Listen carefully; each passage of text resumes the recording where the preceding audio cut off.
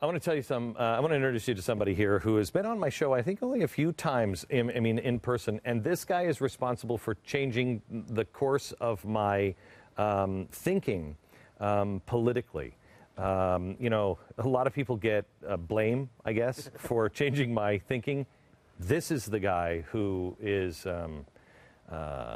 responsible for a lot of it. Jonah Goldberg. He is the author of this book, Liberal Fascism, which is a must. But now he has The Tyranny of Cliches, which is a little lighter than the happy face with the Chaplin mustache on it.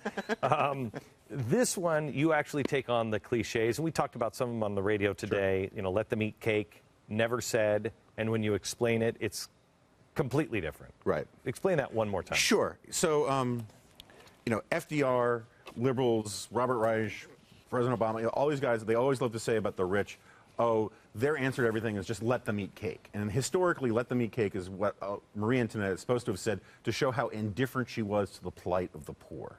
And the reality is, first of all, she never said it.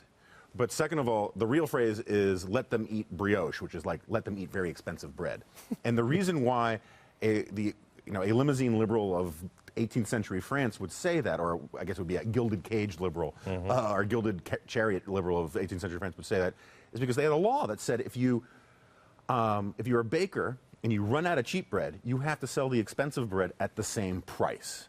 And so this completely... Which you can see our government doing right now. Oh, absolutely, right. It's the equivalent of saying that if you run out of Pabst Blue Ribbon, you have to sell 18-year-old scotch at the same price, right? It completely blows up the market. Right. No one wants to make too much bread for fear of, you know, and so when you say, why don't they just eat brioche? Why don't they just eat expensive bread?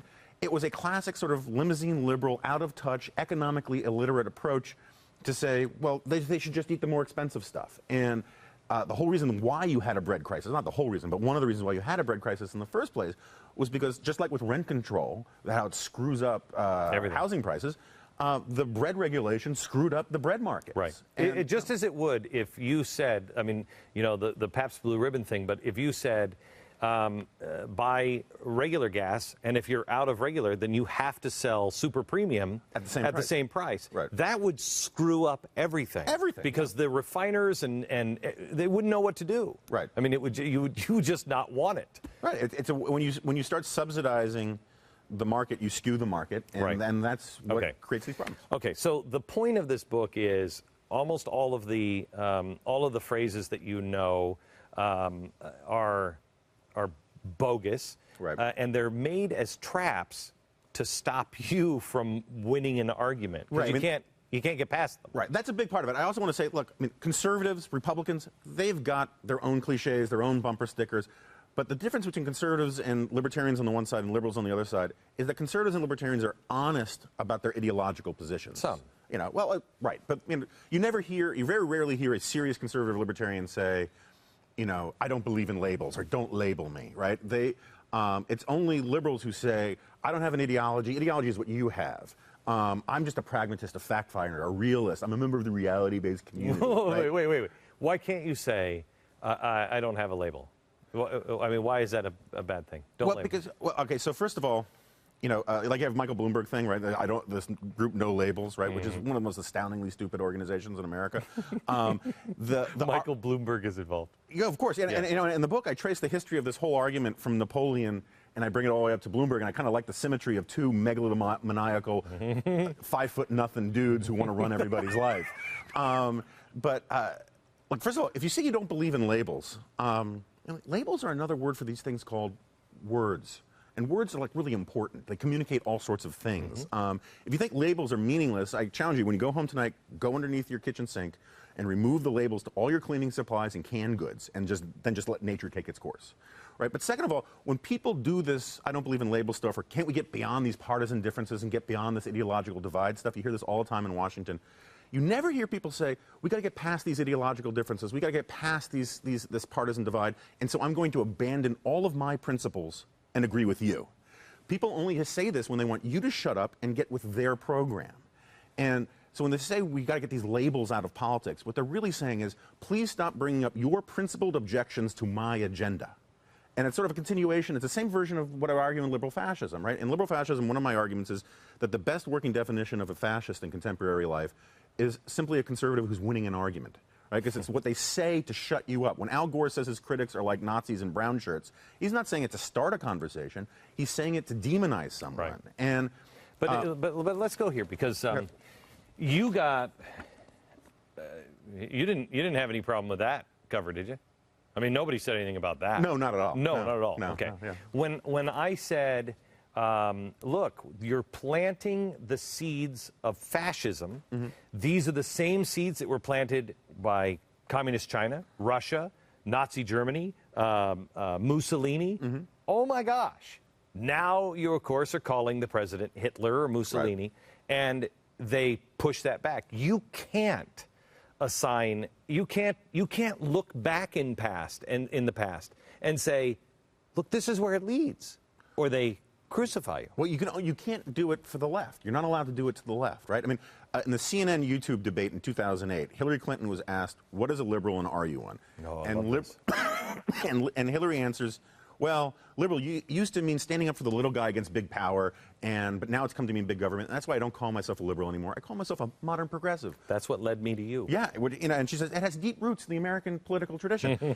I always want to ask people, if Mike Huckabee had gone up and was asked, "Are you conservative? And what is a conservative and are you one?" If he had said, "Well, conservative used to mean this, but now it means that, so I don't call myself that anymore. I call myself a modern Confederate," which has deep roots in the American political tradition, right?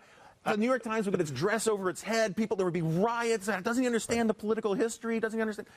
The left has no obligation and no responsibility or accountability to own its own intellectual history. And that's part of the book, is that they reject all of that because they don't want to be hindered by it. They don't want labels. They think labels only matter for demonizing and criticizing others. And that's what we saw with the Tea Party. Right. And so let me go, because I want to get to some solutions here in a second. But sure. I got to get to one really satisfying story. It is, I'm guessing, the most, if I'm your editor, I check one fact over and over and over again. Okay. And its initials are BS. Barbara Streisand. Oh, Barbara Streisand, yeah. Okay, well, look, there's a certain sort of vendetta or tongue war between me and Barbara Streisand. And I don't know if she knows about it, but I enjoy it enormously. When I started writing for the LA Times, she publicly canceled her subscription in protest. Because of you? Because of me. Oh. And, it really doesn't get much better than that. That's fantastic. I mean, there's not much I can claim that you can't, but I got that one. And so Barbara Streisand, I use her as one of these examples of how the left has these, the last place in America where you can live like a true aristocrat, like a royalty from olden times, is if you're a Hollywood type, right? And so Barbara Streisand, among other things, has orders to her staff. They're not allowed to look her in the eye. I know that to be true. She basically lives like an Egyptian princess. And the problem is, there are a couple of problems. One is she says she wants to impose her vision on the entire country, right? She can't even handle freedom for the people around her. And my answer to so many of the problems in public policy is to push all these things down to the most local level possible, right? But anyway, so she had this response from my LA Times column when I got picked up at the LA Times. She said, "Goldberg dilutes the gamut of diversity.